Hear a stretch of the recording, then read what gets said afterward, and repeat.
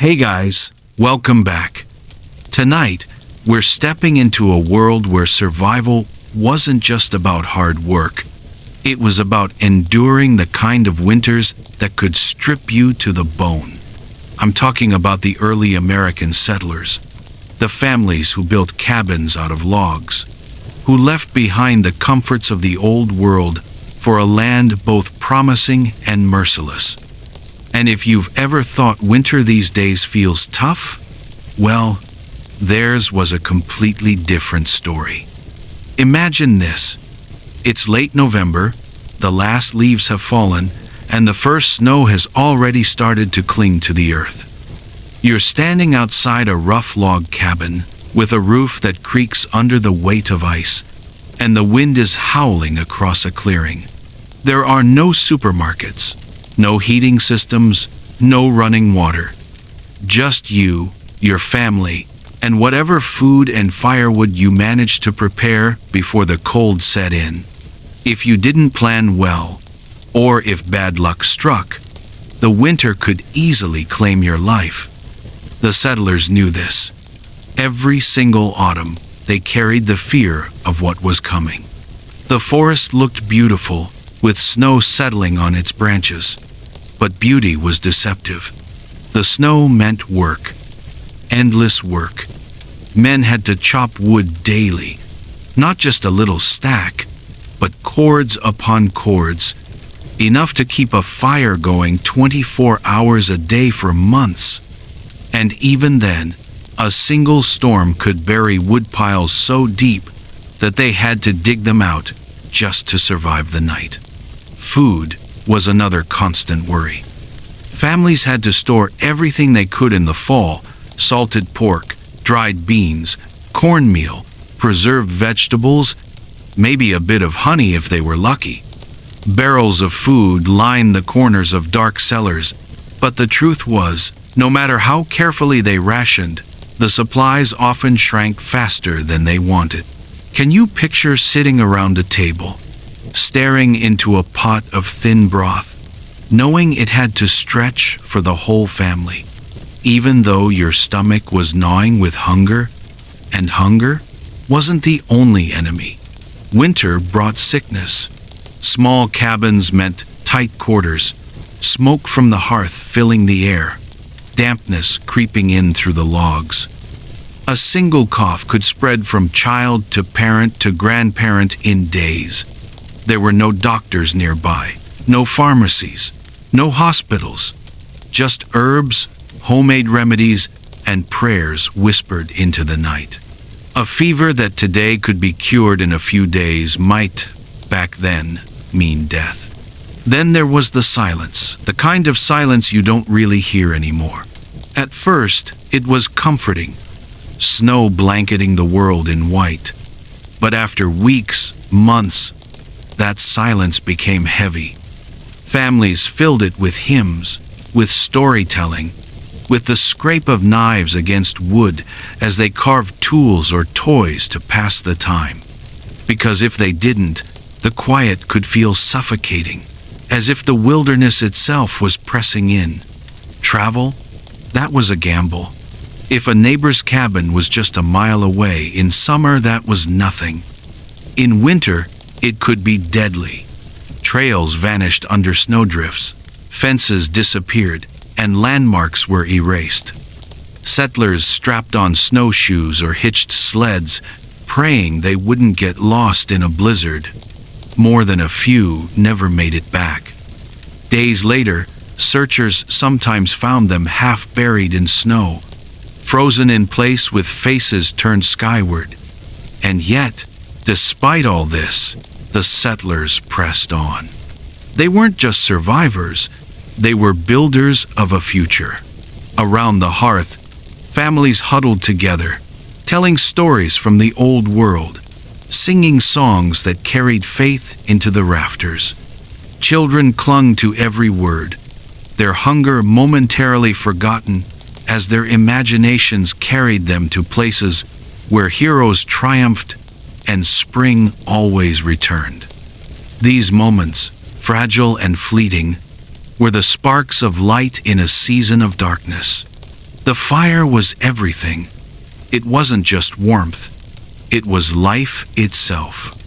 Without it, water froze solid in buckets, breath rose in pale clouds, and fingers stiffened into claws.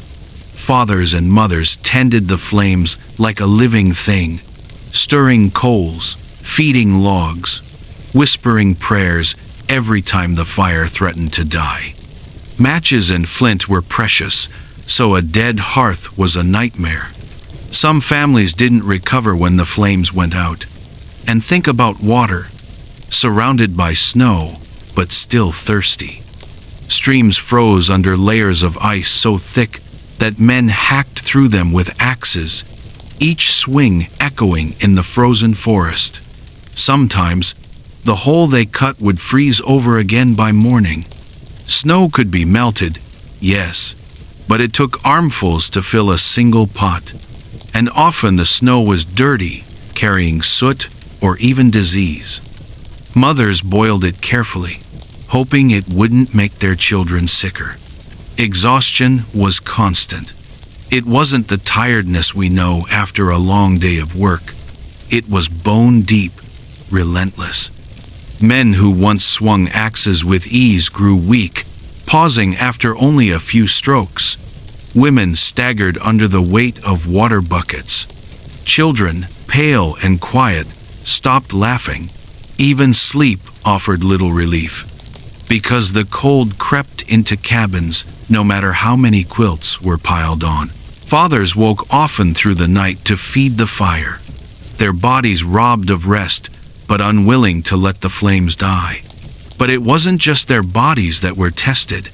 It was their spirits. Fear, hunger, grief. They all pressed in like the snowdrifts outside. Every day was a test of endurance. Every night a quiet prayer for morning. Graves dotted the hillsides, small wooden crosses standing in frozen earth, a reminder of how high the cost of survival could be. And yet, through all this, there was hope. Hope in the lengthening days, when the sun lingered just a little longer. Hope in the sound of ice cracking, streams beginning to stir again. Hope in the laughter of children playing in the mud as the thaw set in. That hope was fragile, but it was also powerful. It carried them from one season to the next, from one year to another. The truth is, winter didn't just test the settlers' bodies. It tested their minds, their faith, and the bonds that held families and neighbors together. Imagine being shut in the same small cabin for weeks at a time. The walls were no thicker than stacked logs. The only light came from candles or the fire. Outside, the world was silent, except for the shriek of the wind or the howl of wolves in the distance. That kind of isolation could wear a person down more than hunger itself. The silence was never complete, though. Cabins had a way of speaking back to their owners. Wood groaned as the cold tightened it. Rafters creaked under the heavy burden of snow. Sometimes a sharp crack rang out like a gunshot when a beam shifted in the night. Mothers would stir awake at those sounds, clutching their children closer, whispering reassurances even as their own hearts pounded. Fathers lay staring into the dark, wondering if the roof would hold until morning. And then there were the storms. If a steady snowfall was difficult, a blizzard was something close to terror. Winds roared like wild animals, hurling snow so thick you couldn't see your hand in front of your face. Doors rattled on their hinges. Shutters banged. Some families nailed planks across their windows, stuffing rags into the cracks to keep the storm from pouring in. Still, snow seeped under doors and through the smallest gaps, covering floors with drifts. Fires were fed greedily during those nights, logs vanishing quickly as families prayed their supply would last until the skies cleared. Storms also meant danger for anyone caught outside. A short trip to gather firewood could turn into disaster if the wind picked up. More than one settler staggered blindly through the whiteout, circling only yards from their own cabin without ever finding it. Search parties sometimes found them later, stiff and silent, no more than shadows against the endless snow. Those tragedies became warnings, passed down from one family to another. Never underestimate the storm. Never stray too far. Never assume you'll find your way back. Inside, families did everything they could to push back despair. Storytelling was a lifeline. Around the fire, parents told tales from the old world legends of kings and saints, of enchanted forests and brave knights. They wove in stories from their own lives. Two hunts from younger days, mistakes turned into lessons, even bits of humor to coax out a laugh. For children, these stories were more than entertainment. They were a way to escape, to forget for a moment the ache in their bellies or the rattle of the wind against the walls. Songs carried hope as well. Hymns rose in thin voices, echoing in the smoky rafters. Sometimes they sang folk tunes, remembered from across the ocean, cheerful melodies that lightened the heavy air. The voices blended rough, cracked, weary, but still human, still alive. That mattered more than anything. For in those moments, the settlers reminded themselves that they were more than survivors. They were families, communities, people determined to hold on to their humanity even when the wilderness seemed intent on stripping it away. Of course, food was always at the center of their thoughts. Every meal became ritual. A scrap of honey, a few dried berries, a bit of molasses, they weren't eaten in haste. They were shared carefully, reverently, each taste a reminder of sweetness in a world that often felt bitter. Mothers smiled at the sight of children savoring a spoonful, as though it were a feast. Fathers nodded silently, knowing such small moments lifted spirits as much as any sermon. But fire, that was the greatest treasure. Families treated it like a child, a guest, and a guardian all at once. Fathers often sat awake long after everyone else had gone to sleep, crouched near the hearth, poker in hand, coaxing the embers to glow brighter. If exhaustion pulled them into slumber, they startled awake at the dimming flames, scrambling to feed the fire before it vanished. Mothers, too, woke often to feel their children's cheeks, to pull blankets tighter, to slip another stick of wood into the flames.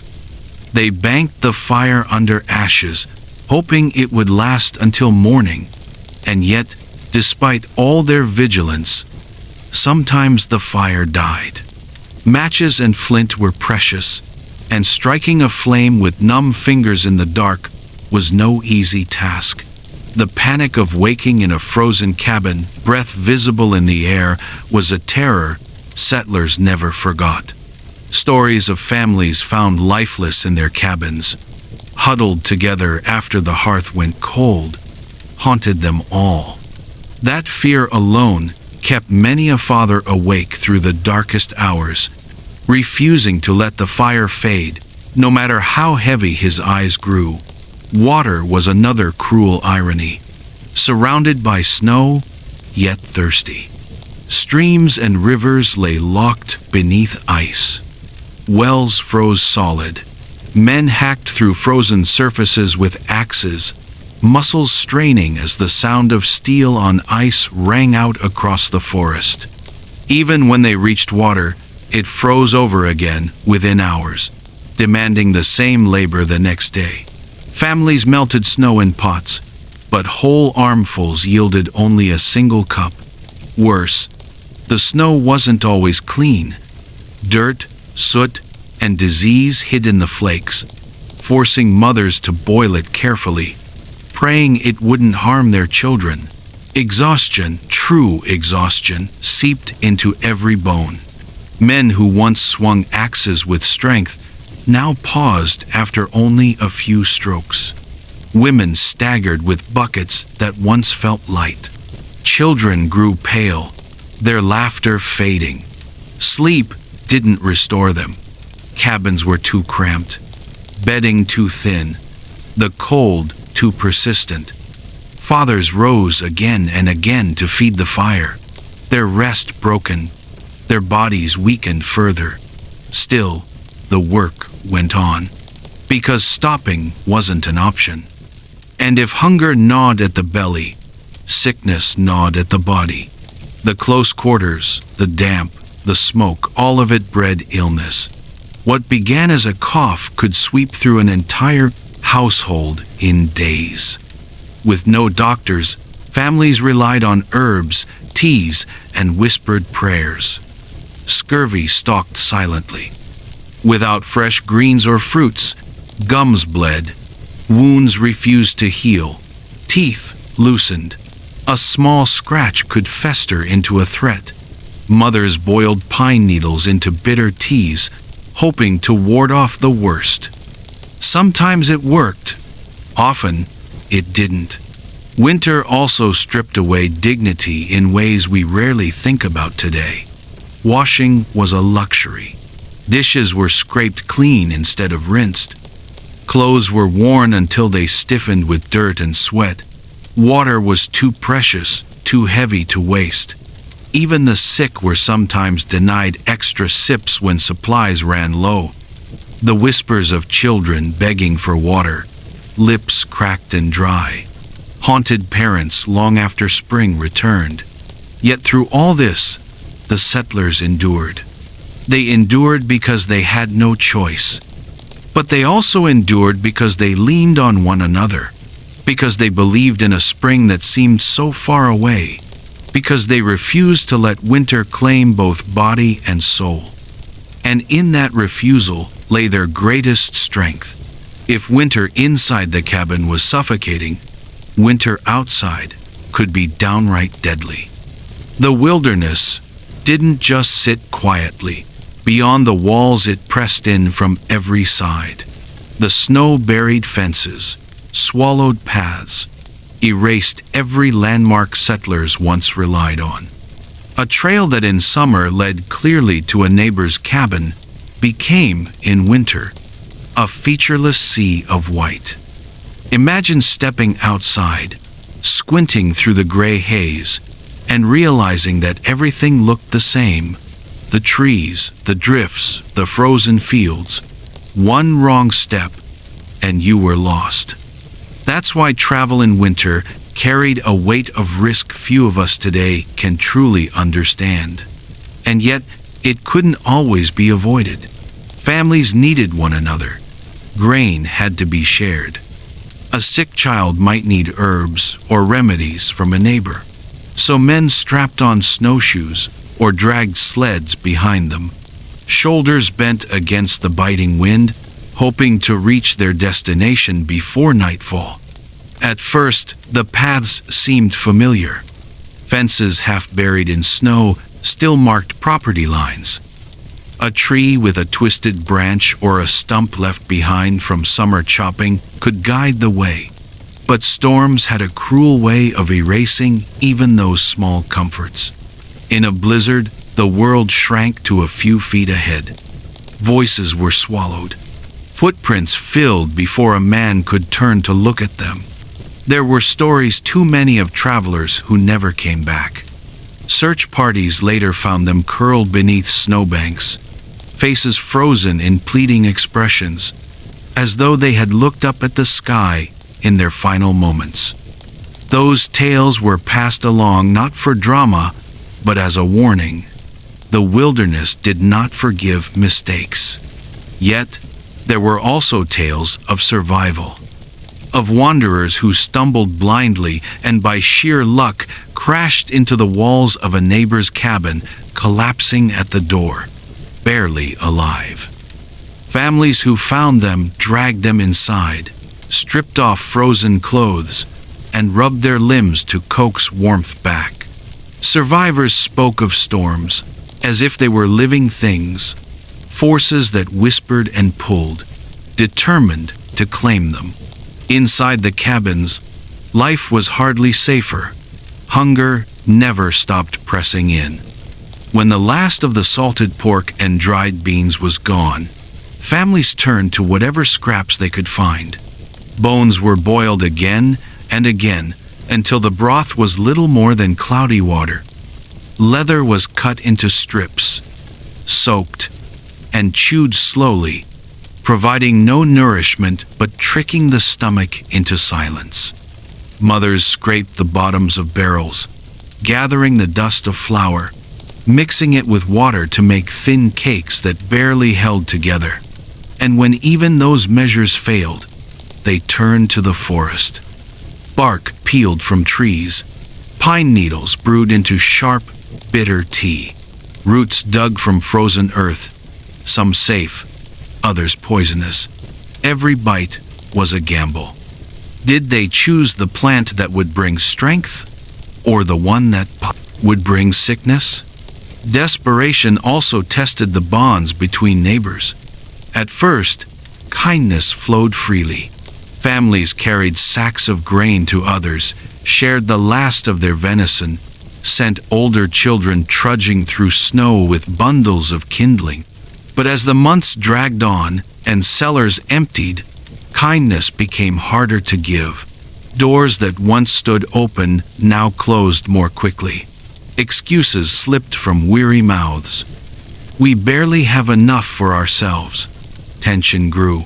Sometimes it was unspoken, a cool glance, a silence where warmth once lived.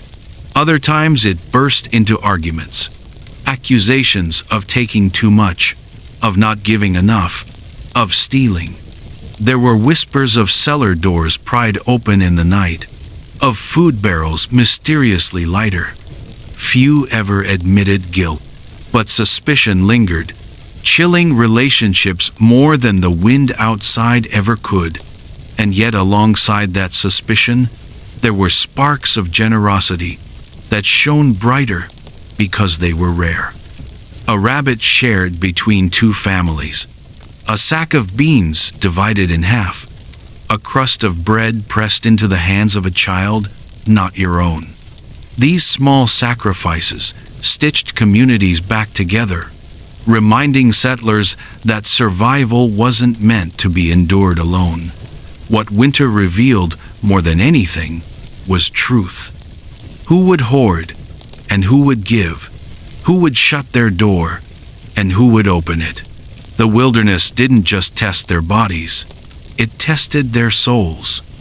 And while some cracked under the strain, others were forged stronger. Their generosity remembered long after the snow had melted. Through it all, faith and hope were lifelines.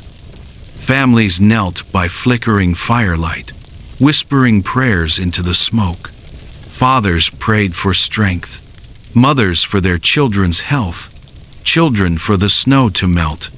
On Sundays, when storms eased, neighbors gathered in one another's cabins, their hymns rising thin but steady, filling the smoky rafters with sound strong enough to push back despair. Because in the end, what carried the settlers wasn't just food or fire, it was belief. Belief that spring would come, belief that endurance mattered, belief that their suffering had meaning, and perhaps most of all belief that even in the wilderness, they were not alone. The settlers feared hunger, they feared sickness, but above all, they feared the storms. A blizzard in early America wasn't just heavy snowfall, it was the wilderness at its most furious, a force that could rip away every sense of safety in a single night. It often began with the wind. At first, a low whistle through the trees, then a roar that seemed to rise from the very earth itself. The gusts clawed at cabin walls, rattled shutters, and tugged at roofs, as though invisible hands were trying to tear them apart. Snow followed close behind, swirling in thick, relentless sheets that buried fences, swallowed paths, and blurred the horizon into a wall of white. Inside, families huddled together. Mothers pulled children close. Fathers shoved their weight against the doors, praying the hinges would hold. Fires were stoked hotter than they could afford. Logs burned faster than they were replaced, because the cold seeped through every crack. Each howl of the wind carried the same question. Would the roof stay, or would it collapse beneath the weight of snow? Sometimes the storm lasted only one night. Other times, it lingered for days. In those endless hours, families lost track of time. Meals grew smaller, tempers shorter. Children cried in the dark, asking if the storm would ever stop. And parents, though frightened themselves, smiled through their fear and whispered, "Yes, soon."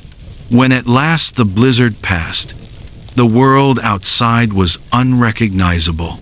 Cabins half buried, doors sealed shut by drifts taller than a man, sheds and fences vanished. Families dug tunnels with bare hands and crude shovels just to reach the woodpile. For some, the relief of survival was real, but other cabins stood silent. Neighbors opened them days later to find roofs caved in, fires gone cold, and families claimed by the storm. Winter also carried another enemy death, not from violence, but from silence. Sickness took the young first. A cough that began as nothing soon burned into fever, and with no medicine but pine tea or boiled bark, too many children faded beneath quilts. Their mothers pulled tighter each night. Malnutrition weakened them. Smoke choked their lungs. And when breath failed, the wilderness took another soul. Funerals in winter were brief and brutal. The frozen earth resisted every strike of the shovel, each clang echoing like iron against stone. Fathers and sons hacked at the ground until their hands bled, their breath fogging the air, their tears freezing on their cheeks. Some graves were shallow, covered with stones or heavy logs, until spring thawed the soil. Others were dug into drifts themselves, marked with rough wooden crosses that stood stark against the snow. There was no time for long mourning. A passage from Scripture, whispered through chattering teeth, a hymn sung low, the notes carried away by the wind before they settled. Children clutched each other's hands, eyes wide with a new understanding of how fragile life truly was. Then, just as quickly, the living turned back toward their cabins. The fire needed tending. The rest of the family still needed food, yet grief lingered in ways survival could not erase. Mothers wept quietly at night, tears soaking into blankets. Fathers stared into the flames, their faces carved with lines deeper than hunger alone could make. Children whispered questions no parent could answer. Why did God take them? Will He take us too? And still, the settlers pressed forward, because winter demanded it. There was no space for collapse, no room for despair. Every log, every seed, every ember mattered too much. Yet those graves dotted across the snow became more than markers of loss. They were reminders of the price the wilderness demanded, a price that would not be forgotten when the thaw finally came. When spring returned, families often visited those resting places again. Wildflowers were planted, names carved into rough wood, prayers spoken with trembling voices. Grief became part of survival. It did not vanish. It lived in the settlers as deeply as hunger and cold had lived in them all winter long. Through storms, through sickness, through loss, one truth grew clear: the wilderness would never bend to their will. But somehow, in facing it together, the settlers bent themselves into something stronger. In the heart of those endless winters, when food was gone, storms howled, and graves marked the hillsides, settlers leaned on something you could not touch, yet it kept them alive: faith. Every evening, when the fire dimmed and children huddled close, families clasped hands and prayed. Fathers spoke with voices low but steady, asking for strength to swing the axe one more day, to walk farther into the forest with the musket, to keep their bodies from breaking under the weight of exhaustion. Mothers prayed for health, for fevers to pass, for bread to somehow appear when the flour barrel was scraped bare. And children, their voices soft and hopeful, prayed for spring itself, for the snow to melt, for the rivers to flow, for green to return. By candlelight, scripture was read aloud, often from memory when the flame burned too low.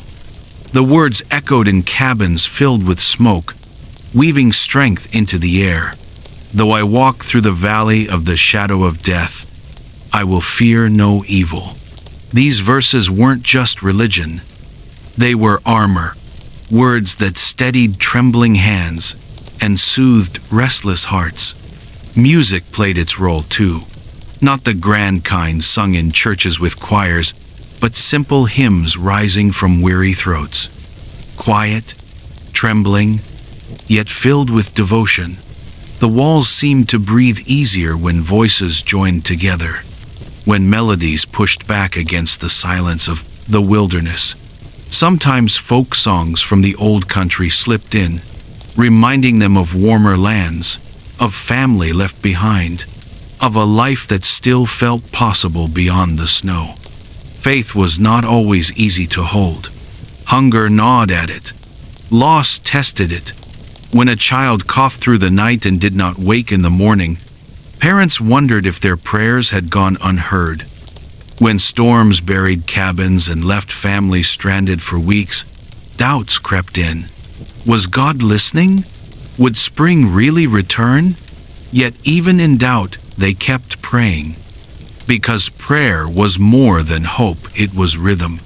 It gave structure to nights that might otherwise collapse into despair. Kneeling together, speaking aloud the words that had carried their ancestors through hardship, families found themselves bound to something bigger than their own suffering. And when faith wavered, memory often filled the gap. Fathers told stories of winters survived before, of nights just as dark, of storms just as fierce. They spoke of neighbors who had endured, and fields that had bloomed again. Mothers painted pictures with words of springs in the old country, where rivers once ran so full they sang, and where blossoms colored the land in ways almost forgotten. These memories were not nostalgia, they were proof. Proof that the world did not stay frozen forever. Proof that life could return. Even the smallest signs were lifted up as miracles. The days growing longer by a few minutes. A bird calling too early from the trees. The drip of melting snow from the eaves. Families leaned into these changes with joy disproportionate to their size, because each one was a promise. The earth was not dead, only sleeping. Hope, fragile as it was, became the settlers' most valuable possession. They carried it like firewood, tended it like coals. Protecting it from despair became as important as guarding the hearth itself. And it lived not only in prayers or scripture, it lived in the laughter of a child by the fire, in the shared glance between a husband and wife, in the quiet act of a neighbor leaving a sack of beans by another's door. Hope was stitched into the fabric of survival. thread by thread, as carefully as mothers patched torn clothes by the glow of the firelight. Because without hope, the settlers knew winter would not only starve the body, it would starve the spirit. Hunger was a shadow that never left the cabins. It sat at the table with every family. It followed them into the woods. It whispered through the night when children cried themselves to sleep with empty bellies. At first, they managed with scraps. Bones from past meals were boiled again and again until the broth turned to little more than cloudy water. Mothers softened leather straps in pots, cutting them into strips for children to chew. Crusts of bread, hard as stone, were soaked in water to make them swallowable. When those scraps were gone, desperation pushed them toward the wilderness. Bark was peeled from trees, pine needles brewed into sharp, bitter tea, roots dug from beneath frozen ground with raw, bleeding hands. Some roots saved lives, others brought sickness, for not all were safe to eat. Every bite was a gamble, a silent prayer whispered with each mouthful. The hunger gnawed at them in ways beyond the stomach. It wore away patience, turned whispers into arguments, made small irritations flare into bitter words.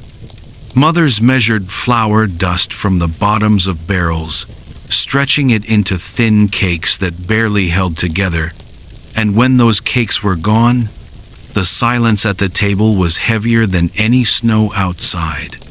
There were rumors, 2 stories whispered quietly, never spoken in the open. Families who stole from neighbors under cover of night, cellar doors pried open, food barrels found lighter than before.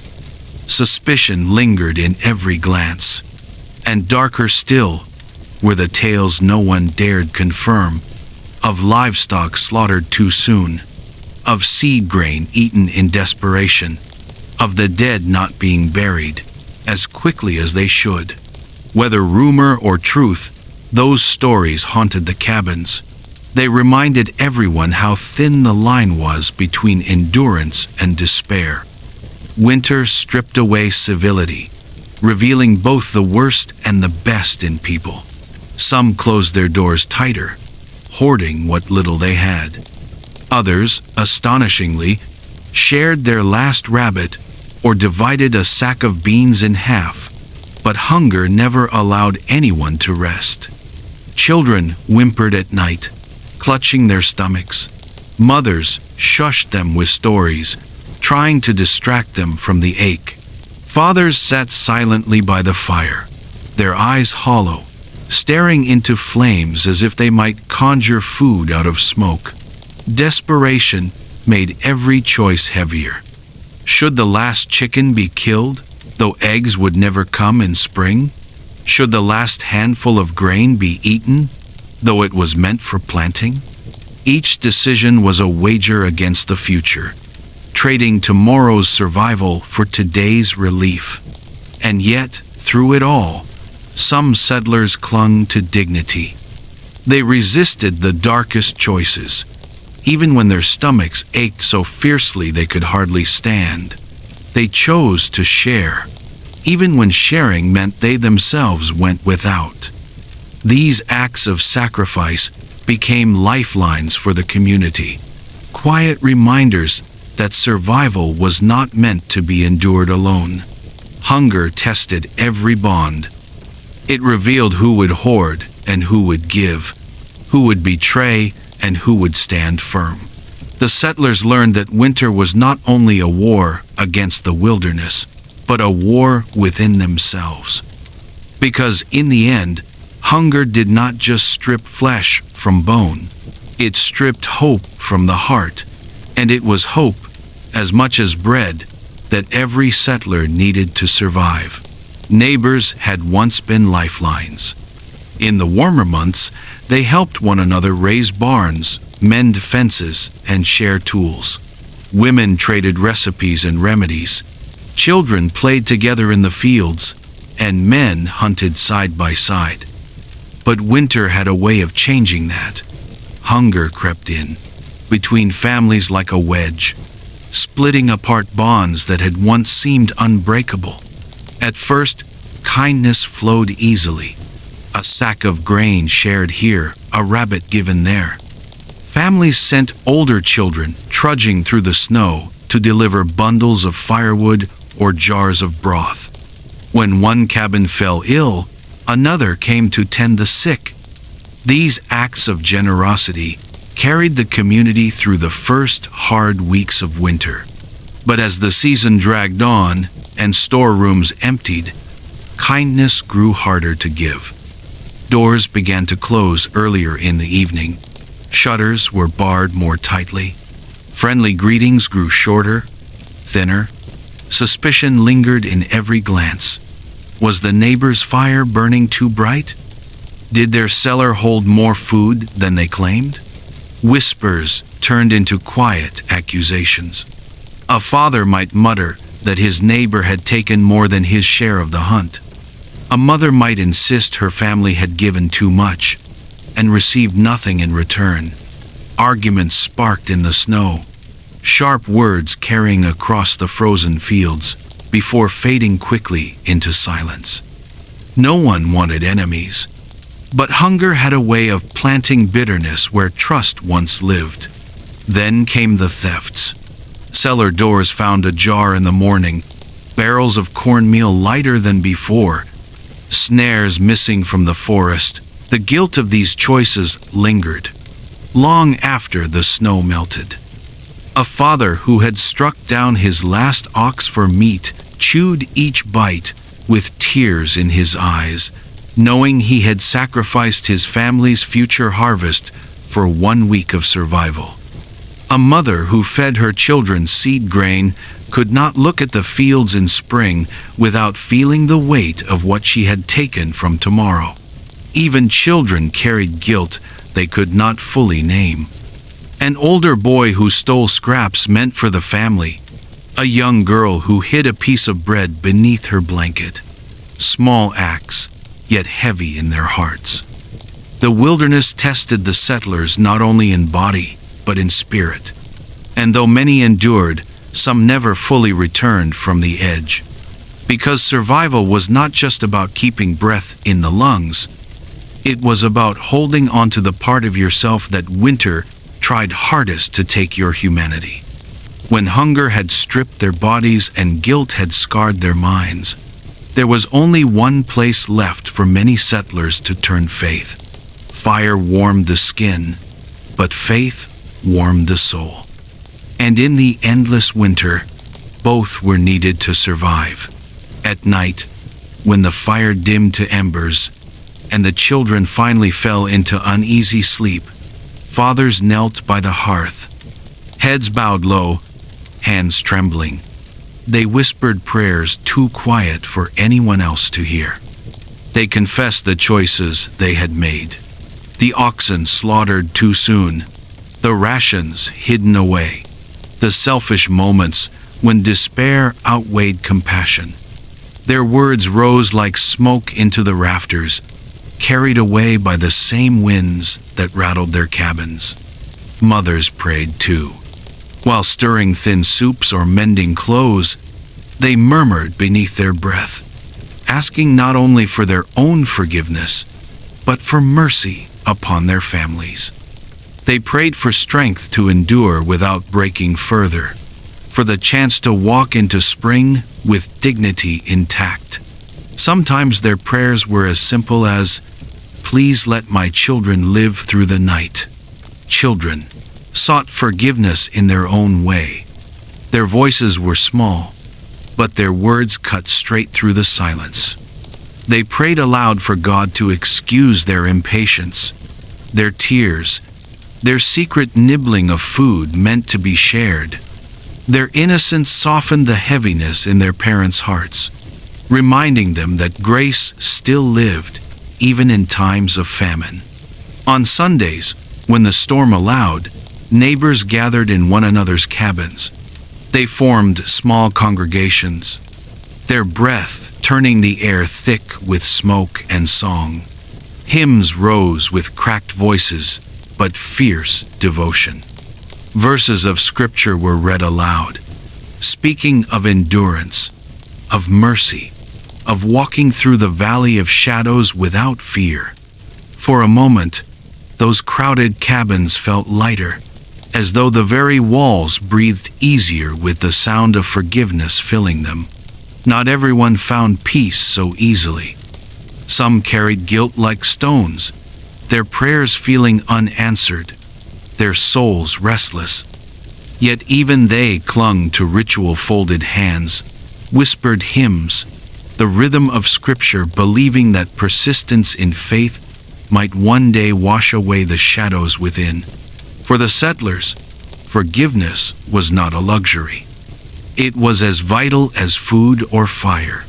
Without it, despair might have consumed them more fully than hunger or cold ever could. Faith gave them a reason to rise again, to swing the axe, to hunt, to plant seeds even when the soil was still half frozen. It told them that survival meant more than drawing breath. It meant keeping the soul alive through the darkest season. And so, in cabins half buried in snow, with walls cracked and fires fading, faith became their shield. Not food for the belly, but food for the heart. It sustained them in ways no ration ever could. And it gave them something winter could never take away: hope that spring would come, and with it, the chance to begin again. Winter always felt endless. Each storm convinced the settlers that spring would never return, that the snow would hold the land hostage forever. Yet slowly, quietly, the world began to change. It was not the eyes that noticed first, but the ears. The wind, once sharp and merciless, softened. It no longer screamed against the cabin walls, but whispered differently, carrying the faint scent of wet earth. Snow still lay heavy across the fields, but in the warmest hours of the day, drops of water began to fall from the eaves, tapping against the wood like a quiet promise. Then came the light. Days that had shrunk to shadows now began to stretch. At first only minutes, barely enough to notice. But soon the settlers realized the sun lingered longer at the horizon, painting the skies in shades of pink and gold, where once there had been nothing but gray. Children pressed their faces to the cracks in the shutters, whispering that the world looked brighter. Animals stirred, too. A raven's cry echoed through the forest. A deer appeared at the tree line, hooves sinking into softened snow, tracks cut across the drift's fox, hair, even the shadow of a bear waking from its long sleep. Each sight was a thrill, for where animals returned, life itself was returning. The settlers, gaunt and weary, felt the shift deep in their bones. Their root cellars were nearly empty, their muscles weak from months of scraping by. But each drip of melting snow gave them courage. Each call of a bird was like an answered prayer. Mothers smiled more often. Fathers stood taller, even with their backs still aching from winter labor. Children laughed without fear, their thin voices carrying across the clearings. Then, one morning, a boy burst through the cabin door with his hands cupped tightly. Inside was a small green sprout, fragile but defiant, pushing through the thinning snow. To the family, it was nothing less than a miracle. They gathered around as though it were a crown jewel. That single sprout carried a message stronger than any sermon. Spring was returning. The thaw had begun. The change did not come all at once. Winter never surrendered easily. Ice still clung to the rivers, snow still fell from the sky now and then. But the grip had loosened.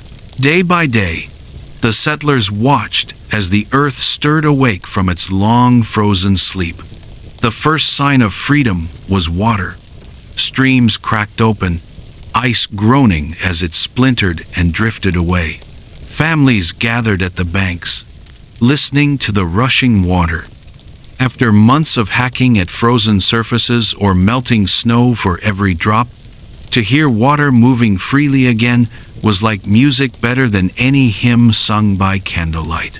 Children shouted with joy, throwing stones into the current, laughing at the splashes. Mothers filled buckets easily, smiling through tears of relief. Fathers cupped handfuls of icy water, splashing their faces as if washing away the smoke and sorrow of winter. The sound of flowing streams carried through the woods like the heartbeat of the earth itself, steady and alive. It was proof that the land had not abandoned them, that the silence of winter would always give way to the voice of spring. And with that proof, hope blossomed again. As the snow pulled back and the rivers broke free, the settlers knew what had to come next. Winter had taken much from them, but spring offered a chance, not a gift, but a chance to rebuild. And that chance rested in the soil. The earth was stubborn, frozen ground, softened into thick, heavy mud that clung to boots and dulled the sharpest tools. Every step into the fields was slow. Every swing of a hoe or spade met with resistance. Fathers leaned their weight against wooden handles, arms trembling with weakness from months of hunger, yet they pressed forward. They had no choice. The land had to be broken if life was to continue. Mothers walked the edges of the fields, baskets of seeds cradled in their arms like infants. Each kernel of corn, each bean, each pumpkin seed was more precious than gold. Many had not survived the long winter. Some rotted in damp cellars, others eaten in desperate nights when children cried with hunger. What remained was guarded fiercely. Mothers counted and recounted the seeds, whispering prayers over them as though each one carried the family's future in its shell. Children worked too. Older boys trudged to the thawing streams, hauling buckets of icy water that sloshed against their legs. Girls knelt beside their mothers, pressing seeds gently into the ground, patting the soil as if tucking them in for a long sleep. Even the youngest had a task, carrying sticks to mark the rows, their laughter rising between furrows like birdsong, reminding everyone that joy had not completely vanished. The work was backbreaking. Blisters split open on calloused hands, backs ached from bending, knees pressed into damp earth until raw. Yet no one complained. Every blister was a promise, every sore muscle a down payment on survival. Hope lingered in every gesture, in every seed pushed into the earth. At dusk, families gathered at the edges of their fields, gazing at what to the eye was nothing more than rows of damp soil. But to them, those rows were already alive, already filled with bread and stews and harvest feasts. They looked upon the dirt as though it were a table already set. For in those furrows lay their future. The wilderness had shown its cruelty through endless storms and gnawing hunger. Now, with trembling faith, the settlers placed their trust in the land again, believing that the same soil which had frozen them could now feed them. With the seeds tucked into the ground, the settlers turned their eyes back to the woods. For months, the forest had been silent, almost empty, as if every creature had vanished into the frozen earth. Traps had sat untouched, trails buried beneath drifts, rifles carried more for comfort than for use. But with the thaw, life stirred again. The first tracks appeared in the mud-sharp deer hooves pressed into soft ground, rabbit prints scattered at the edges of thickets, wild turkey scratches beneath the trees. To the settlers, These marks were more than signs of animals. They were scripture written in the earth, a promise that the wilderness might once again give what it had withheld. Fathers and sons slung muskets across their shoulders, hands steady even though their bodies still trembled with weakness. Powder had been guarded carefully through the winter. Each shot counted as if it were treasure. Others carried snares, wires mended where the ice had bent them, setting them with practiced hands that moved despite exhaustion.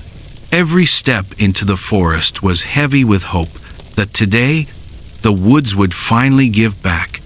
When the first rabbit was caught, the settlement treated it as though it were a feast fit for kings. Mothers stewed the meat with wild onions gathered near thawing streams, stretching the pot with water so every mouth could have a taste. Children devoured their bowls greedily, eyes wide with relief, laughter spilling out as though hunger had never existed. For the first time in months, the sound of satisfied sighs replaced the gnawing cries of empty stomachs. Soon after came larger blessings. A deer felled at the edge of the woods, a wild turkey flushed from its roost and taken down with a clean shot. When the meat was roasted, the smell carried through the settlement like a beacon, drawing neighbors together. They gathered in small cabins, sharing portions however small, the taste of fresh game filling them with something deeper than food, filling them with strength. Hunters returned with heads held high instead of bowed in shame.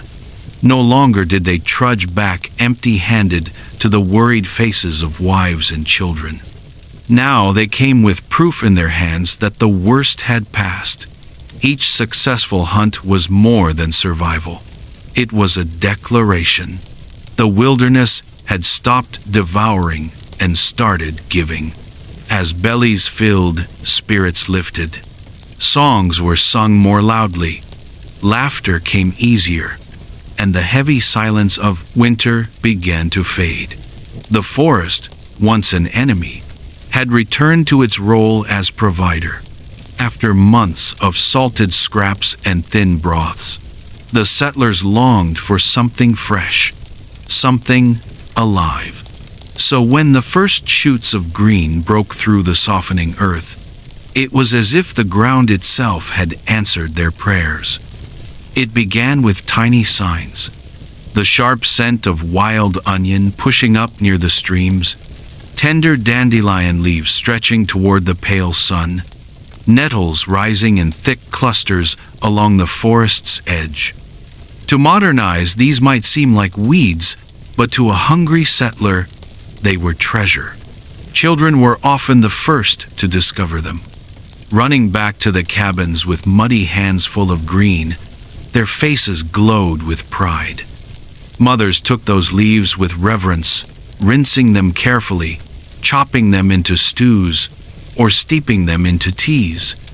The taste was sharp, sometimes bitter, but to those who had gone half-starved all winter, it was salvation. The effect was nearly immediate. Dull eyes brightened, color returned to cheeks, and the worst weakness of scurvy began to ease. Gums stopped bleeding. Wounds that had refused to heal now slowly closed. These greens were not luxuries, they were medicine disguised as food, gifts from the thawing earth to bodies that had nearly surrendered. Gathering herbs soon became a daily ritual. Families walked the damp fields with baskets, scanning the ground for anything edible.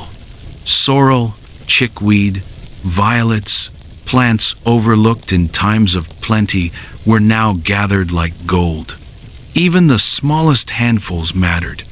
Each leaf tucked carefully into stews or boiled into bitter teas that carried life back into weary bones.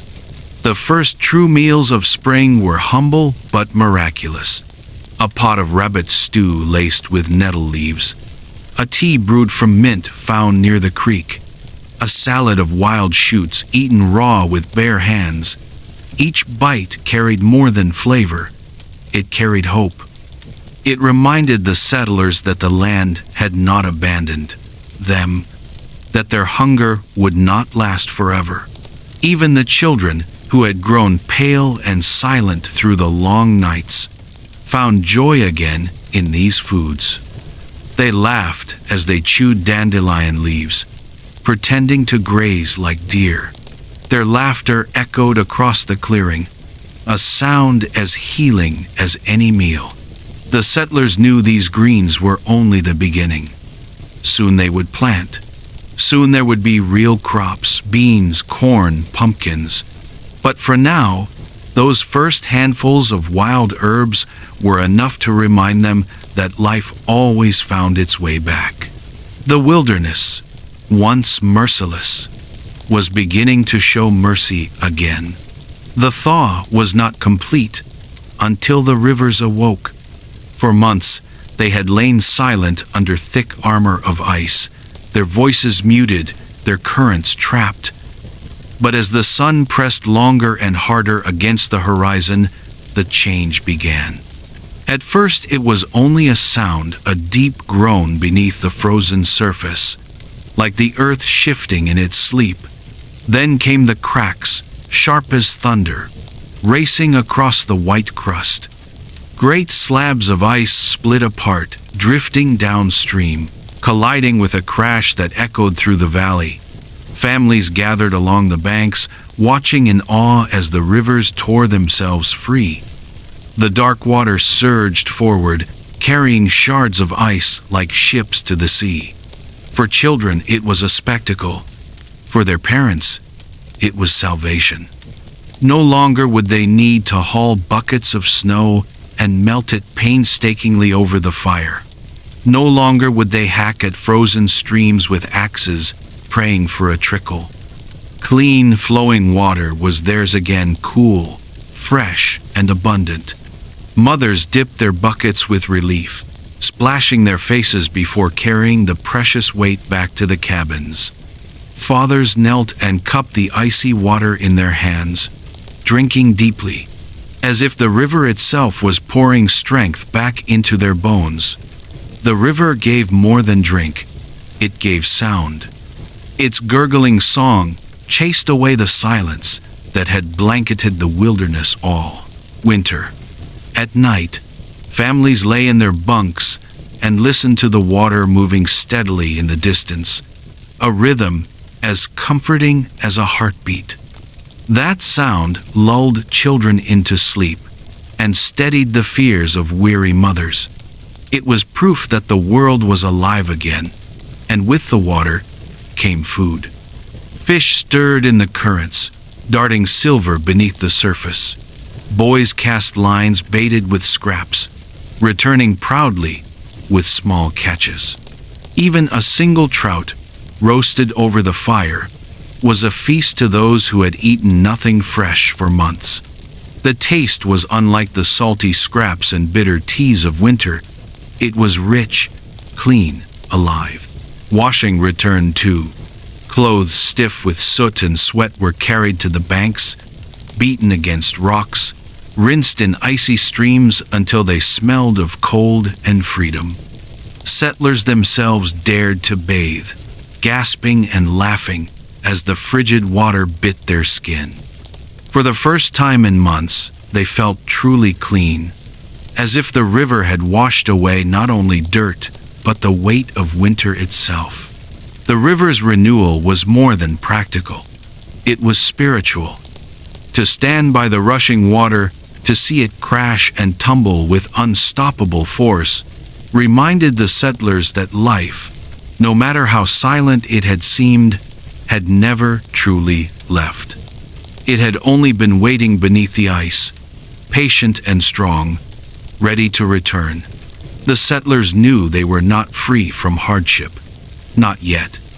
But as they listened to the roar of rivers breaking free, buckets in hand, they felt their own strength stirring again. For in the sound of the thawing streams, they heard a promise the land was waking, and so were they. When the earth finally softened enough to take the plow, the settlers knew the real work had begun. Winter had taken its toll, bodies thin, hands blistered, spirits weary, but spring offered a single chance to rebuild what the cold had stripped away. Every family turned to the fields with the same urgency. Plant now and live. Delay and risk another season of hunger. The soil was stubborn, still heavy with dampness. Mud clung to boots, sucked at wagon wheels, dulled the edges of every blade. Fathers pressed their weight into wooden plows, their arms trembling with weakness after months of scraping by on meager meals. When no oxen remained, men yoked themselves to the plows, dragging through the muck with teeth gritted and backs bent. Each furrow carved into the land was more than just a row of dirt, it was a victory. Mothers followed close behind, carrying baskets of seeds guarded like treasure.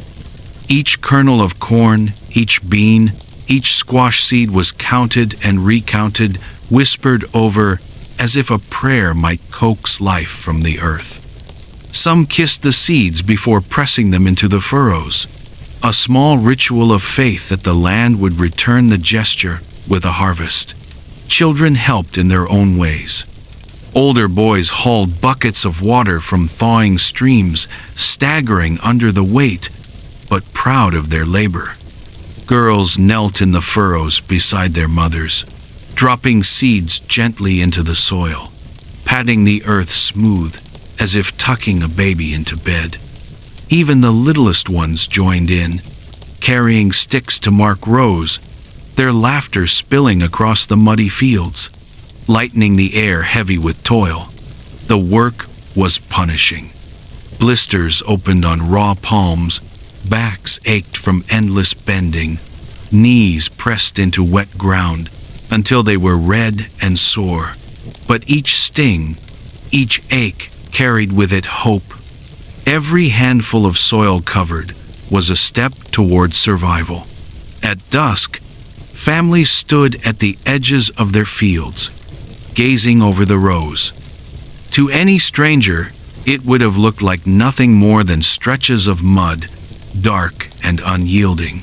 But to the settlers, those furrows were already alive. They saw bread rising from the soil, stews thick with beans, pumpkins glowing orange beneath the autumn Sunday. They saw children's bellies full, neighbors gathering in warmth, cellars stocked with food enough to face another winter. The earth had shown its cruelty. Now it was asked for mercy. And the settlers, thin, battered, but unbroken, placed their faith in the soil once more. For within those seeds lay not just food, but the fragile future of an entire community. When the snow finally thinned and the forest floor softened with mud, the settlers turned their eyes once more to the woods. For months, the wilderness had been silent. Animals vanished deep into burrows, trails went cold, and every hunt ended in disappointment. But now, as the thaw spread, signs of life began to appear again. Hungry eyes searched the ground for prints. Deer hooves pressed into damp soil. Rabbit tracks zigzagged near the thickets. Turkeys left scratches beneath the trees. To men who had trudged home empty-handed all winter, even a single trail was enough to quicken the heartbeat. They read the ground like scripture, every mark a promise, every broken twig a hint that the land was willing, at last, to give something back. Fathers and sons slung muskets across their shoulders, careful with the powder they had guarded through the long, hungry months. Others repaired snares warped by the ice, bending wire with calloused fingers, setting traps with hands steady despite their weakness. Each step into the forest carried both fear and hope. Fear of coming back to hungry children, empty again. Hope that today might bring meat to the fire. And then, one morning, it did. The first rabbit caught was carried back like a treasure. Mothers cleaned it carefully, adding wild onions gathered along thawing streams. The stew was thin but rich with flavor, a taste that felt like salvation. Children leaned over their bowls, eyes wide, cheeks flushed as they slurped eagerly. For the first time in months, silence at the table was broken not by despair, but by sighs of satisfaction. Soon after, larger blessings came. A deer taken near the edge of the woods, a wild turkey flushed from its roost. When the smell of roasting meat drifted across the cabins, neighbors came together, sharing laughter and song. The portions were still small, but the taste was fresh, alive, and unlike the dried scraps that had sustained them through the bitter cold. For the hunters, these victories carried more than food. They carried dignity. No longer did they return with shoulders heavy and eyes downcast. They came back upright, greeted at the doors with open arms and grateful smiles. Every kill was proof that the worst had passed, that the wilderness, though still wild, was no longer withholding all of its gifts.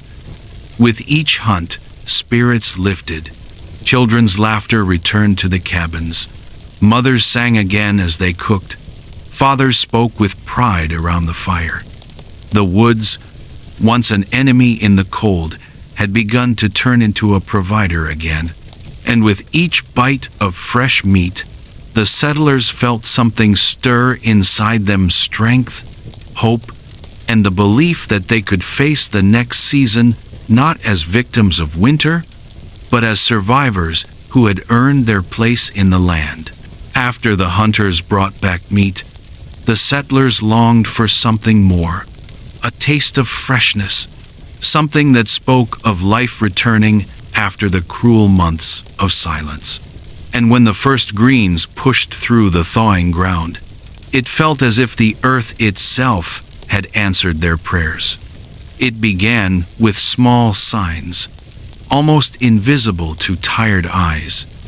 Tender shoots of wild onion grew along the muddy banks of streams. Dandelion leaves unfurled, bright against the brown earth. Nettles sprouted in clusters, their sting a small price to pay for nourishment. Children, roaming with restless energy, were often the first to find them. They came running back to the cabins, fists full of greenery, voices shouting as if they had discovered treasure. Mothers welcomed the bundles with joy, washing the leaves carefully and chopping them into stews. Some brewed nettle into tea, bitter but warming. Others tossed the fresh leaves into broths, letting the sharp flavor cut through. The bland taste of dried beans or salted scraps. The children didn't care if it was bitter. To them, the taste was magic new, alive, and filled with promise. The greens did more than feed empty stomachs. They healed. Weeks without fruit or vegetables had left gums swollen, wounds slow to close, bodies weak with scurvy. But these plants, simple and wild, carried the strength that the settlers needed. Slowly, color returned to pale cheeks. Eyes brightened. Even the weakest among them found new energy after sipping pine needle tea or chewing handfuls of dandelion leaves. Herb gathering soon became a daily ritual. Families walked the softening fields with baskets in hand, stooping low to pull sorrel, violets, chickweed plants that in easier times might have been ignored, but now were gifts worth their weight in gold. Mothers dried some of the leaves by the fire, hanging them in bunches from the rafters, saving them as medicine for the days still to come. Fathers joined too, not only hunting in the woods but also returning with armfuls of roots and herbs, their pride not diminished because they brought back plants instead of game. The meals remained simple: rabbit stewed with nettles, onion greens tossed into porridge, teas brewed from pine and mint. Yet every bite carried more than nourishment. It carried hope. Hope that the land had not abandoned them. Hope that their bodies would grow stronger. Hope that the worst was finally giving way to something better. Even the children felt it. They chewed on leaves between their teeth, laughing and pretending to be deer grazing in the fields.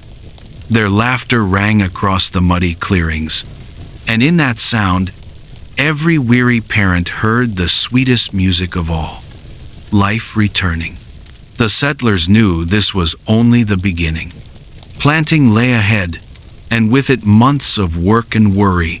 But in those handfuls of wild greens, they tasted a promise that the wilderness, though merciless in winter, still had mercy to give in spring.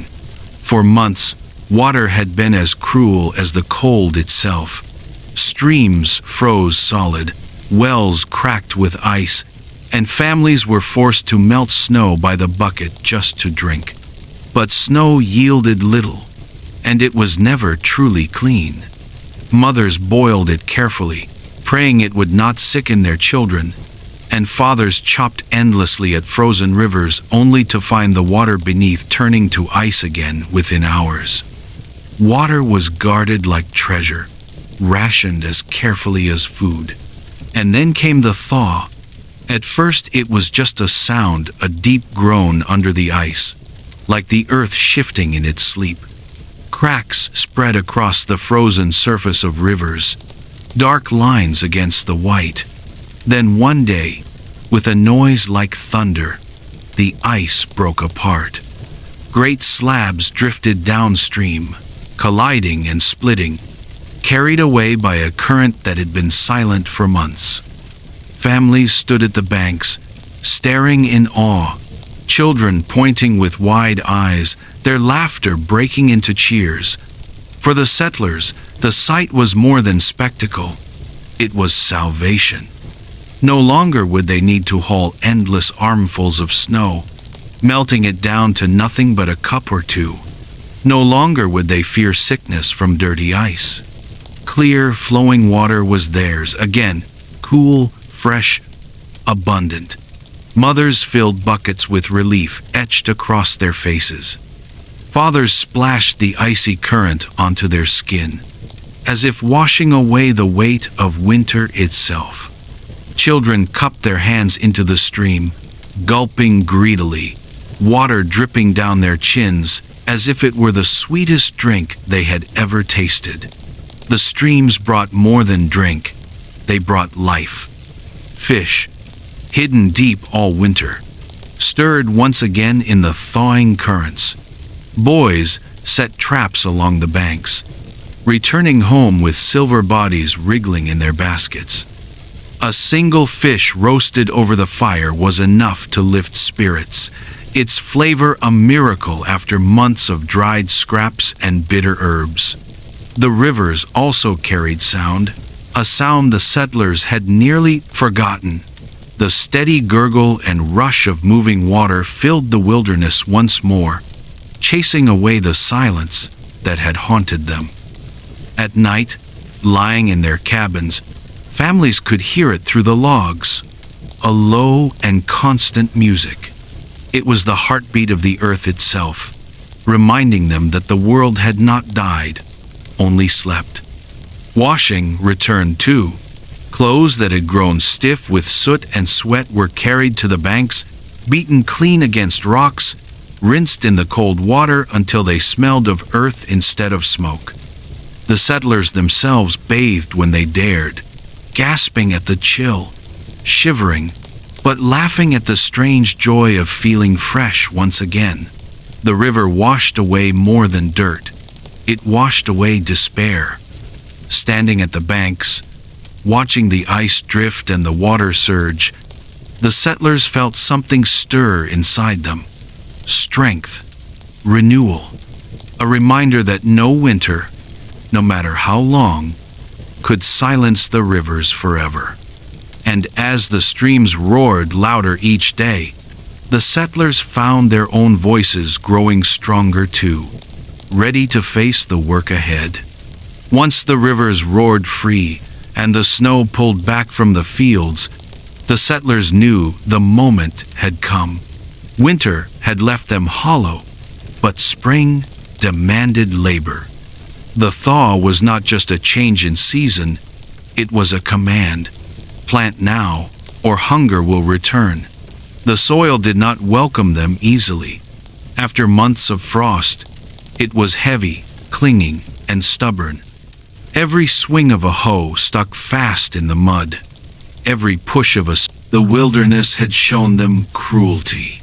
Now they dared to trust the earth again, to believe that after stripping them bare, it might also provide.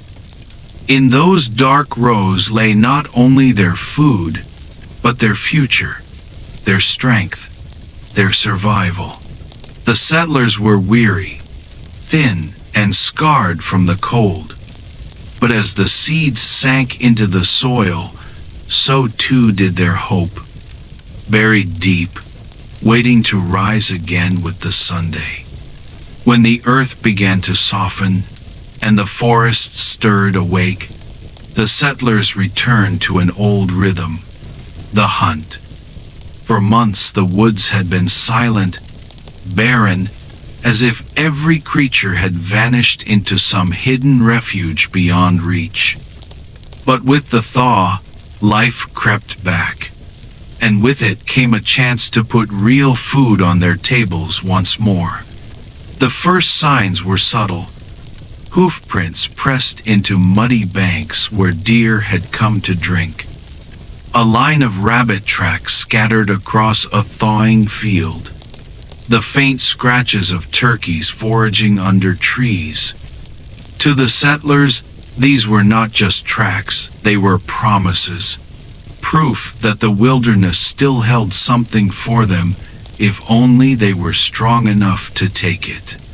Fathers and sons set out together, muskets slung across shoulders, powder carefully guarded after the long winter. Each bullet was more than lead. It was the difference between a full belly and another night of hunger. They moved quietly through the forest, eyes sharp, ears tuned to every rustle. Snares were checked, wires repaired where the ice had warped them. Every step carried hope, and every silence carried fear that the woods might still withhold its bounty. Then came the first kill. A rabbit, small but enough to be stewed into a meal that could stretch for everyone. Mothers boiled it with wild onions gathered near streams, thinning the broth with water so each child could have a share. Children's eyes widened as they tasted fresh meat for the first time in months. For that evening, the cabin smelled of something other than smoke and despair. It smelled of life. Soon, larger blessings followed. A deer brought down at the forest's edge. A turkey flushed from its roost, feathers scattering in the wind. Each success filled not only their bellies, but their spirits. Smoke from roasting meat curled above the cabins, a signal to neighbors that fortune had returned. Families gathered, sharing what little there was, the taste of fresh game, lifting hearts in a way words could not. For the hunters themselves, the change was profound.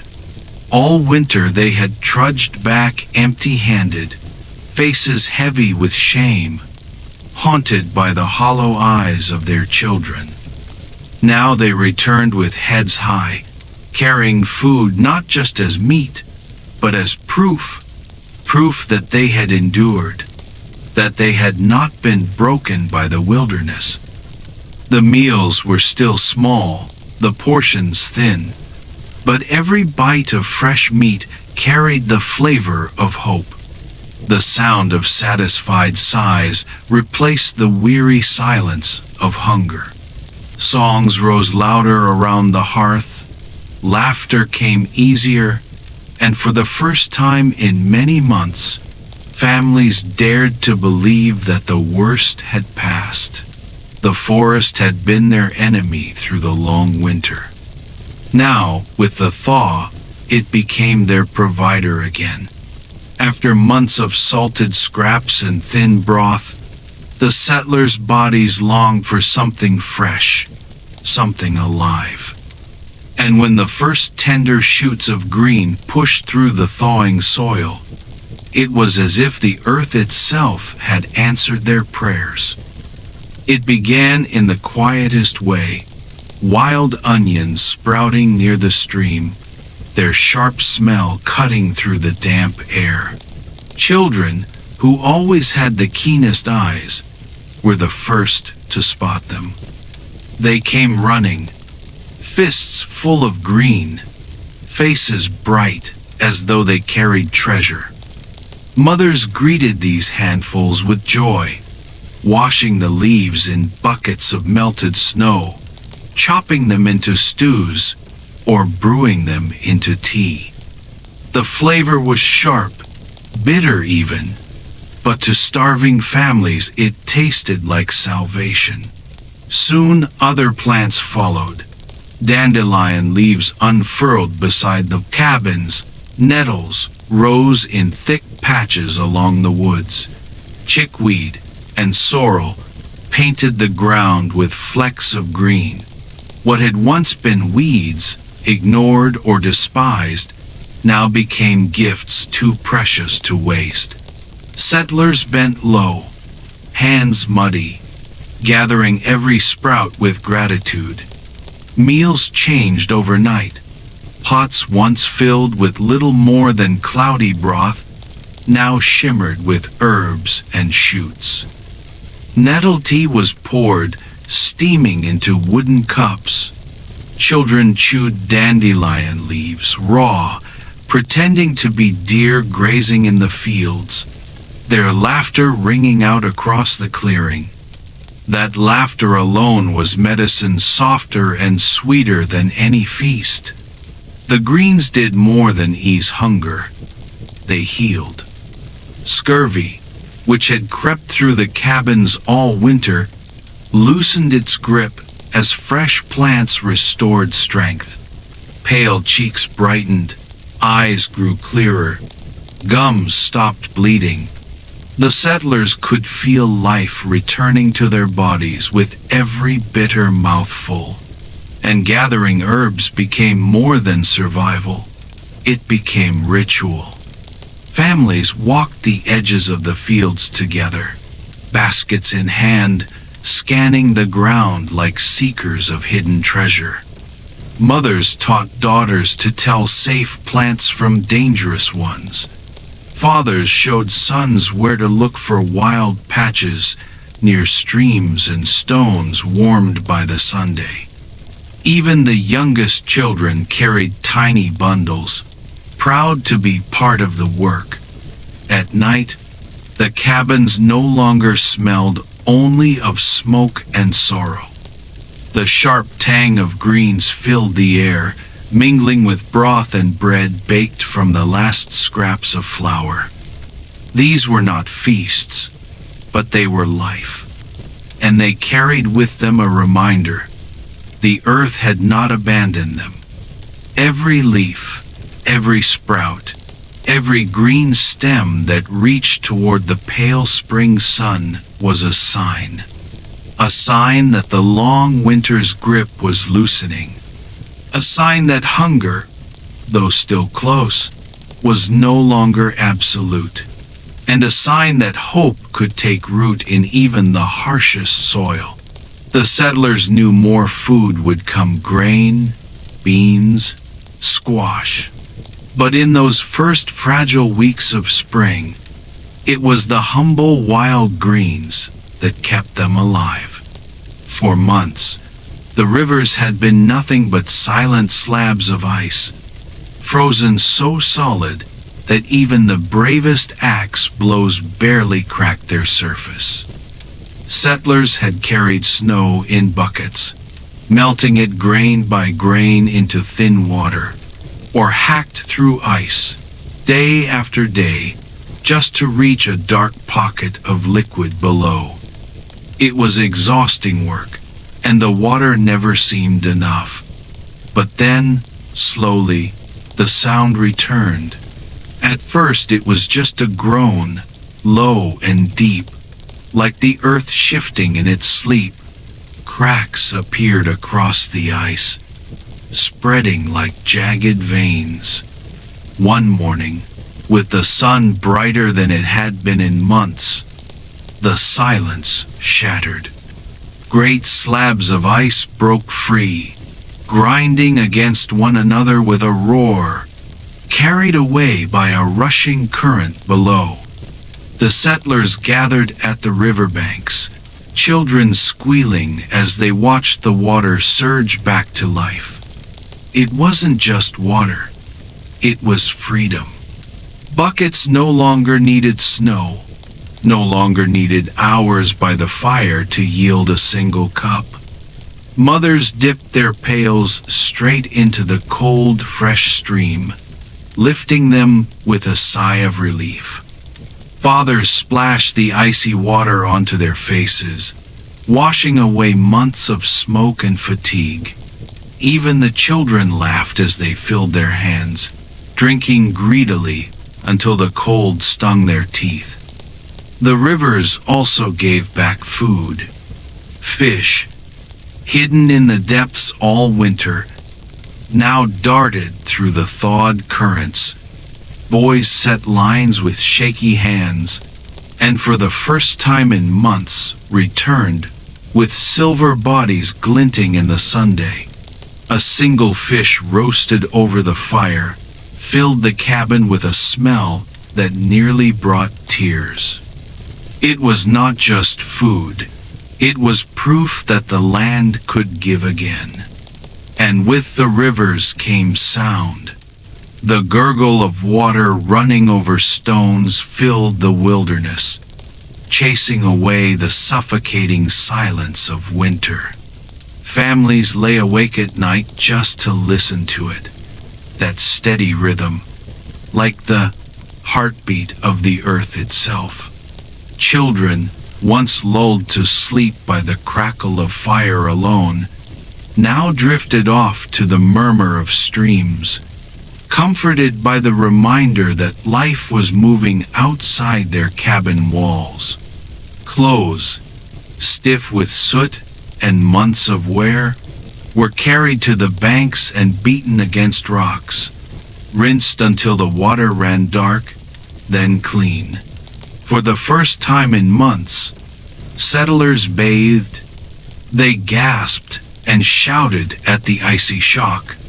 But when they emerged, dripping and laughing, it was as if the winter's weight had been washed from their skin. The rivers did more than quench thirst and clean hands. They gave back dignity. They gave back the sound of living water where once there had only been silence.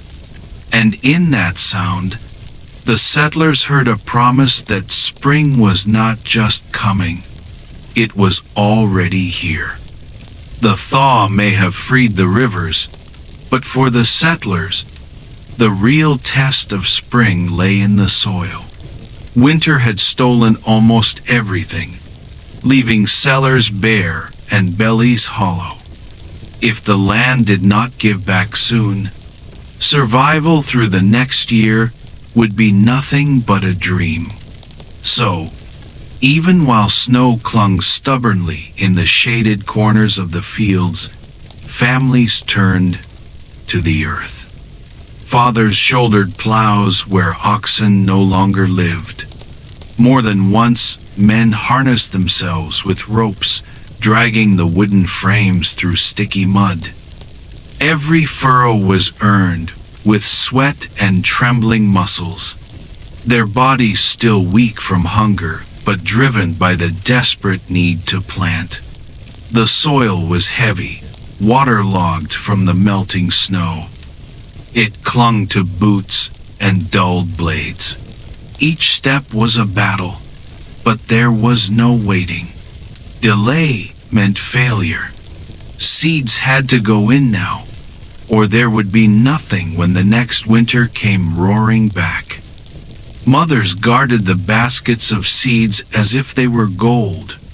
Many had been lost during the long hunger months, eaten in desperation, or ruined by damp in the cellar. What remained was precious beyond measure. Corn kernels, beans, pumpkin seeds, all counted and recounted, each one a promise of food months away. Mothers bent low, whispering prayers as they pressed them into the furrows, covering them gently with dark earth, as if tucking children into bed. Children worked alongside their parents, small hands dropping seeds, patting the soil smooth. Even the youngest carried sticks to mark the rows, their giggles a thin but bright sound across the muddy fields. For them, it was half play, half work, but for their parents it was everything. Every seed buried meant a chance at survival. The work was exhausting. Blisters split on calloused hands. Knees pressed into wet soil until they burned raw. But hope, fragile yet burning, fueled them. When dusk came, families stood together at the edge of their fields. To anyone else, it was just rows of mud. To them, it was a vision of bread, of stew, of life itself. The wilderness had punished them brutally, yet here they stood, reclaiming their place with shovels, with seeds, with faith. And as the stars blinked overhead, the settlers whispered to one another, not about hunger or storms, but about the harvest to come. As the earth softened and the fields began their slow rebirth, another gift of spring returned. The hunt. For months, the forests had been silent, emptied of life, or hidden deep beyond reach. Traps had been checked again and again only to be found empty, and hunters had returned with nothing but weariness in their eyes. But with the thaw, animals stirred once more, and with them came the chance to put real food on the table. The first tracks were greeted almost like miracles. Deer prints pressed into the mud near the tree line, rabbit trails zigzagging between the thickets, turkey feathers caught on low branches. Fathers studied them with hungry eyes, reading each sign with the focus of Scripture. After so many long weeks of broth and scraps, the smallest trail was enough to ignite hope. When the first rabbit was caught, it was not just a meal, it was an event. Mothers stretched the meat with wild onions gathered along thawing streams, turning one animal into stew enough for a family. The children ate with a joy so loud it filled the cabin, smiling, slurping, their thin faces flushed with warmth. That night, for the first time in months, the sound of satisfied sighs replaced the quiet gnaw of hunger. Soon after, larger blessings followed. A deer felled at the edge of the woods. A turkey flushed from its roost. The smell of roasting meat drifted through the settlement, a scent so rare that neighbors came to share in it, each bite savored like treasure. Hunters who had trudged home empty-handed for months now walked taller, their families rushing to greet them at the door. Each success was not just food, it was proof that the land, once merciless, was beginning to give back. Alongside the hunt, gathering began again. Children ran to their mothers with handfuls of tender greens, dandelion leaves, nettles, chickweed, to eyes dulled by months of gray. Those first shoots of green looked like jewels. Mothers washed them carefully, stirring them into stews or brewing teas that brought back color to cheeks and strength to weary limbs. Even bitter leaves tasted like salvation. These early meals were simple rabbit stew with wild herbs, boiled greens with scraps of cornmeal, but they carried more than nourishment. They carried joy. They reminded families that survival was not just enduring hunger, but finding moments of relief, of abundance, however brief. And in those meals, shared shoulder to shoulder, the settlers tasted not only food, but hope. As spring pressed forward, the most powerful sign of change came not from the fields or the forests, but from the rivers. For months, they had lain silent, locked beneath thick sheets of ice, their voices muted by winter's grip. Settlers had hacked at frozen surfaces with axes just to draw a pail of dark water, or melted snow by the bucket, knowing each armful shrank to only a cup or two. Water, though all around them, had been cruelly out of reach. Then, one morning, the silence broke. At first, it was only a sound, deep groaning, like the earth itself shifting in its sleep. The ice cracked in jagged lines, echoing through the valley like thunder. Families rushed to the banks, eyes wide, as the river split apart. Great slabs of ice shifted and buckled, carried downstream in shards as the dark current roared free again. For the settlers, that sight was salvation. No longer would they melt snow or fight with frozen wells. Buckets sank easily now into cold, running water, pulled up full and clear. Mothers carried them back to the cabins, their faces softening with relief. Fathers splashed icy water across their brows, washing away the smoke and fatigue of months spent sealed indoors. Children bent low to cup it in their hands, laughing as the cold bit their tongues. The river brought more than water, it brought life. Fish, long hidden in the depths, stirred again. Boys set lines and traps, returning proudly with slim, silvery bodies that gleamed in the sunday. Even a single fish, roasted over the fire, was a feast, its fresh taste unlike anything they had known all winter. The smell drifted through the cabins, drawing neighbors close, reminding everyone of better days ahead. And perhaps most important of all, the sound returned. The gurgle and rush of flowing water carried across the land, chasing away the heavy silence that had haunted the settlers for so long. At night, families could hear it from their beds, steady and constant, like the heartbeat of the earth itself. It was more than comfort, it was proof. Proof that the wilderness, however merciless, still held renewal within it. For the first time in months, the settlers drank deeply, washed clothes that had stiffened with soot, even dared to bathe in the icy streams, gasping, laughing despite the shock. The river carried away not only dirt, but the heaviness of despair. In its waters, the Settlers saw their own reflection not as victims of winter, but as survivors ready to begin again. When the earth finally loosened beneath the sun, the settlers knew their true work had begun.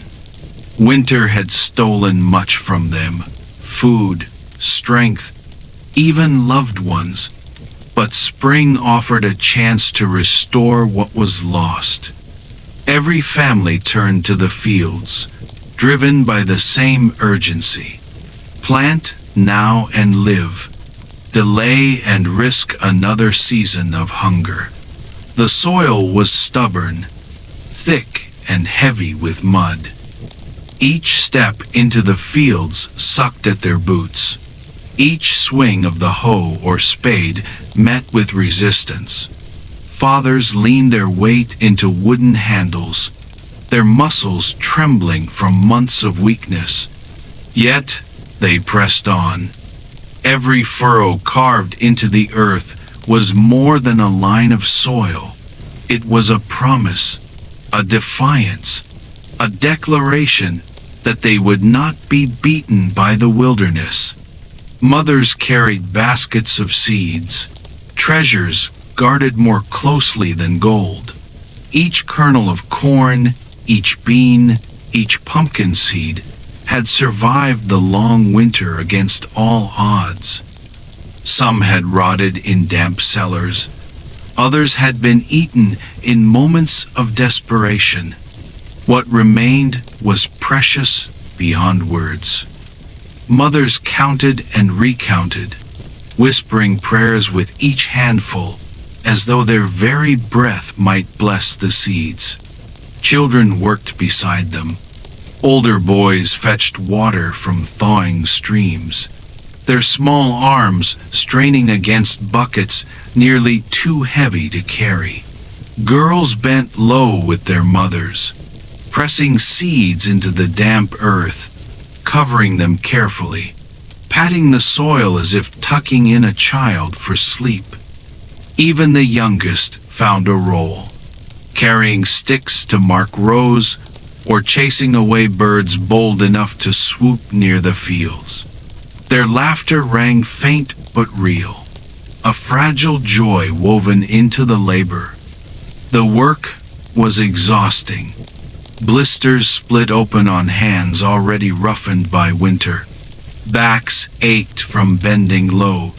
Knees pressed into wet soil until they were raw. Yet there was hope in every movement. Hope that each seed would take root. Hope that green shoots would rise, strong and plentiful. Hope that when winter came again, they would face it with fuller bellies and lighter hearts.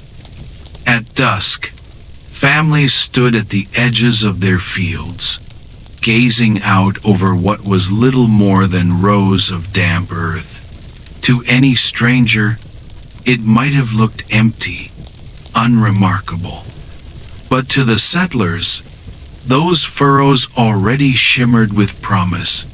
They saw not dirt, but bread baking in the hearth, stews thick with beans, pumpkins glowing orange in the autumn Sunday.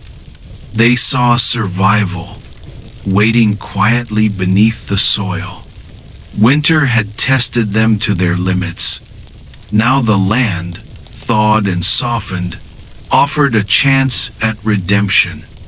And though their bodies still bore the marks of hunger and cold, the settlers placed their faith once more in the earth, trusting that it would reward their labor, and that the seeds they had buried would rise to meet the Sunday.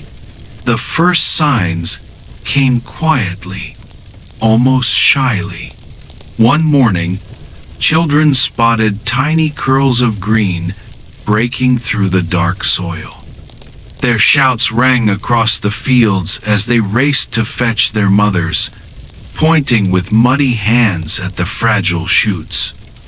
To anyone else, it was nothing more than weeds, but to the settlers, it was a miracle. proof that their labor and their prayers had not been in vain. Mothers crouched low, their eyes softening as they brushed soil gently from the tender leaves. Fathers, weary from weeks of work, allowed themselves the rare gift of a smile. For in those thin blades of corn, in the tender vines of beans, they saw the answer to their deepest fears. They saw survival pushing upward, one sprout at a time. But with joy came worry. The settlers knew too well how fragile these beginnings were. A single night of frost could erase weeks of labor. A swarm of insects could strip the plants bare before they ever bore fruit. Even birds posed a danger, swooping down to pluck tender shoots from the earth. And so, vigilance became the rhythm of their days. At dawn, fathers walked the rows with sharp eyes, checking each plant as if it were a child under their care. Mothers carried water from the streams, kneeling in the mud to give life where the soil cracked dry. Children clapped and shouted in the fields, chasing birds away, their laughter mixing with the hum of bees and the rustle of new leaves. Each sprout was guarded like treasure. When frost threatened, families covered rows with branches and brush, praying the fragile plants would survive the night. When insects came, mothers brewed bitter teas of herbs to sprinkle on the leaves, their knowledge of old remedies saving what modern tools could not. Every effort mattered, for the settlers had no margin for loss. Yet even with the fear, the sight of green spreading across the once barren fields filled hearts with courage. The land, which had seemed so merciless under snow, was now alive with color, scent, and sound. Birds sang in the trees, insects hummed in the warm air, and the settlers breathed easier with each passing day. The fields became more than farmland. They became symbols of endurance, of faith rewarded. Each stalk of corn, reaching higher toward the sun, whispered a truth the settlers clung to. Winter had not won. They had endured. And now, the earth itself was rising with them. By midsummer, the fields no longer looked fragile. Corn stretched tall, beans hung heavy from their vines, and pumpkins sprawled across the soil with broad leaves and blossoms. But instead of relaxing, the settlers grew even more focused, for they knew abundance was temporary. Summer was the season to prepare for winter, to turn the gifts of the land into survival stores that might carry them through when the snow returned. The work was relentless. Each harvest, no matter how small, was treated with care. Beans were picked and spread across wooden boards in the sun, drying until their pods rattled like stones. Corn was braided into long ropes, hung from rafters where smoke from the hearth would help preserve them. Pumpkins and squash were sliced, dried in strips, or stored whole in root cellars dug deep into the earth. Nothing was wasted. Berries gathered from the woods were boiled into thick preserves or dried into leathery strips. Herbs were tied in bundles, hung from beams to dry, their scent filling cabins with the promise of future remedies. Meat, when it was caught, was salted, smoked, or buried in cold pits, lined with stones to last longer. Even the fat from animals was carefully rendered into tallow, used for candles or cooking. Children learned these lessons early.